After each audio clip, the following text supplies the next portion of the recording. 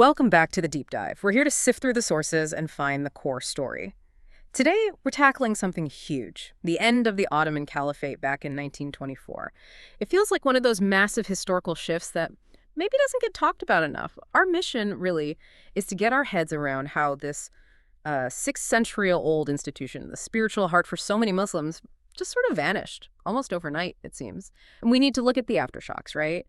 What did it mean for Turkey itself and, well, for the rest of the world? It really is an incredible moment. Because look, the end, March 3rd, 1924, it wasn't some big battle. No cannons firing. It was a quiet, calculated decree, a piece of paper, basically, signed in Ankara.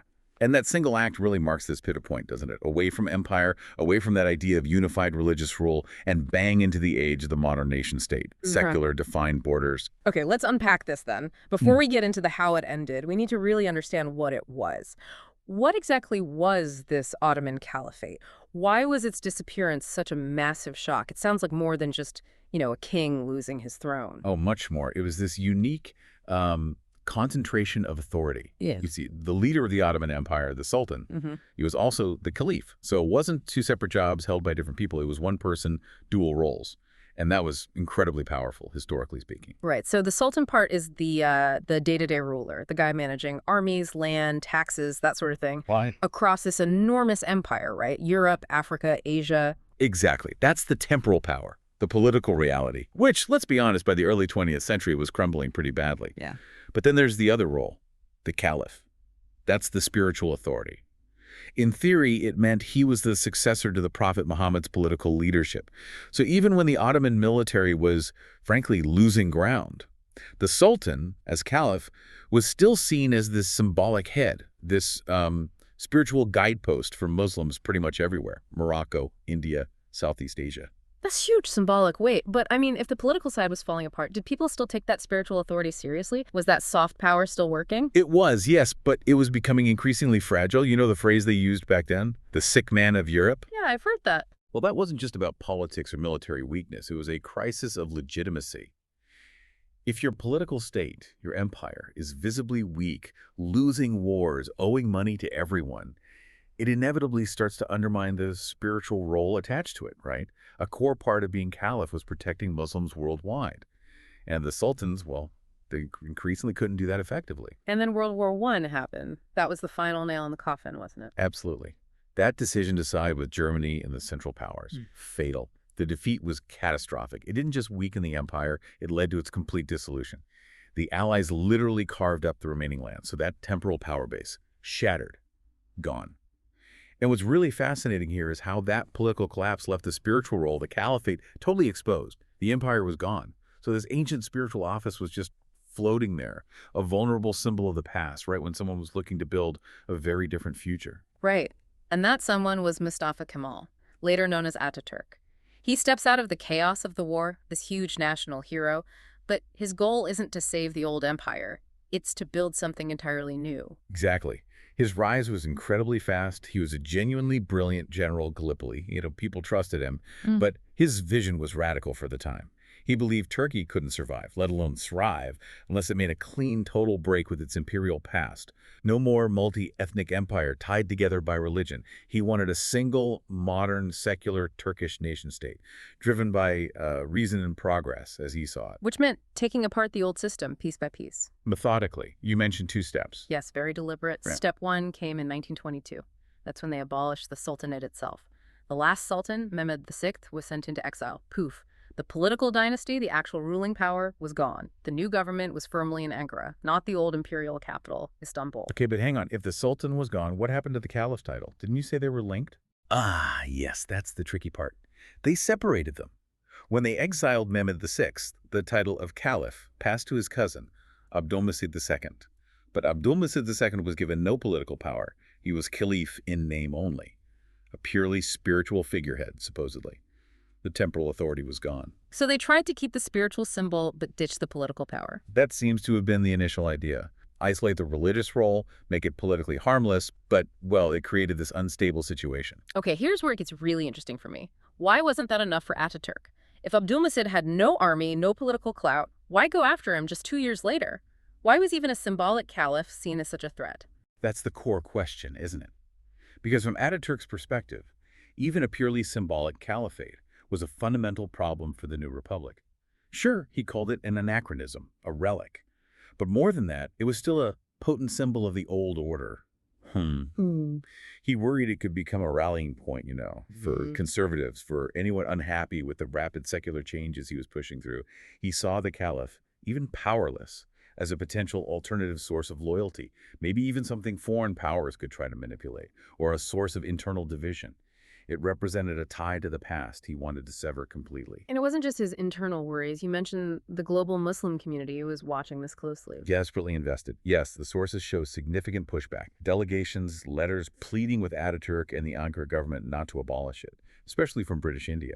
There was a massive movement there, the Caliphate movement. They saw the caliphate as this vital, unifying symbol for the entire global Muslim community, the Ummah.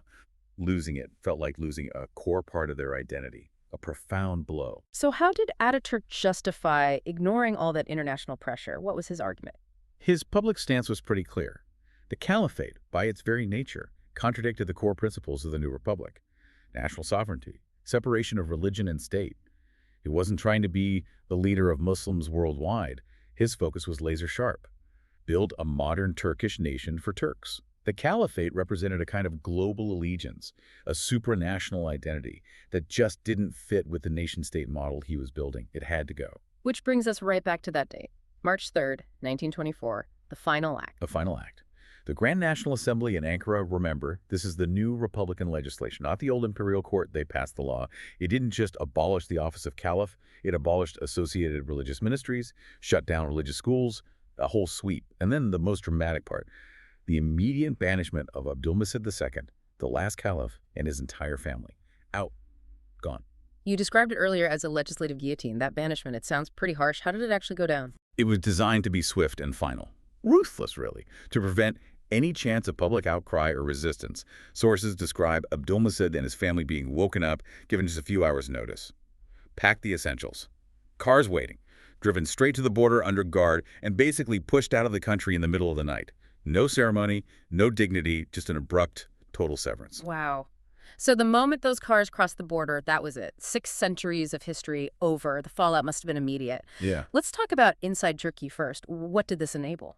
It basically cleared the path for Ataturk's government to accelerate this incredibly rapid top-down secularization program.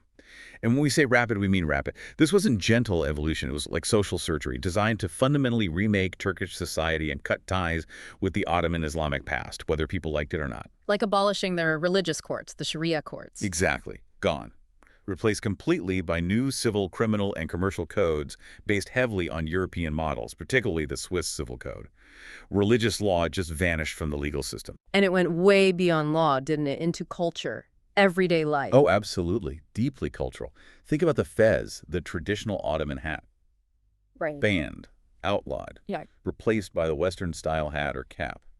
Now, that might seem small, but it was a hugely symbolic act. It was about forcing a visible break with the past, making people look different, look more modern, more Western, less Ottoman, less religiously distinct in public. But maybe the most profound change, the one that really severed the link to the past, was changing the alphabet. Without a doubt. Yeah. Scrapping the Arabic script, which had been used to write Ottoman Turkish for centuries, and mandating the use of a new Latin alphabet, that was a seismic shift. Think about it. Overnight, almost, it made centuries of Ottoman literature, history, religious texts inaccessible to new generations unless they specifically learned the old script. It was a deliberate, powerful statement. Our history was written in that script. Our future will be written in this one. It aimed to lock in the new national secular identity. That speed is just breathtaking. But outside Turkey, you said shockwaves, sadness, confusion. Yeah, profound confusion and a deep sense of loss across much of the Muslim world. The central unifying symbol was just gone. The immediate question became, okay, now what? Who leads? Can the caliphate even be revived? And you see this reflected in the sources. Yeah. Multiple big international conferences were called in the years right after Cairo, Mecca, Jerusalem. The whole purpose was to figure out, can we appoint a new caliph? How do we fill this void? And none of them worked, did they? Why couldn't they agree if everyone felt it was so important? And that failure is maybe the most telling part. It reveals how much the world had already changed. Nationalism was already taking root everywhere. You had competing interests, rising regional powers, the Saudis gaining control in Arabia, the Hashemites who had led the Arab revolt, the Egyptians. Everyone might have liked the idea of a caliphate in theory, but nobody could agree on who should hold the title or what power they should actually have. National interest trumped that older idea of unified spiritual leadership. The failure of those conferences basically cemented it. The era of a single politically relevant caliph was over. And if we connect this to the bigger picture, the abolition wasn't just the end of one institution. It really underscored that nationalism had won. It was now the dominant force shaping politics, certainly in the Middle East, but arguably globally. From then on, political movements, identities.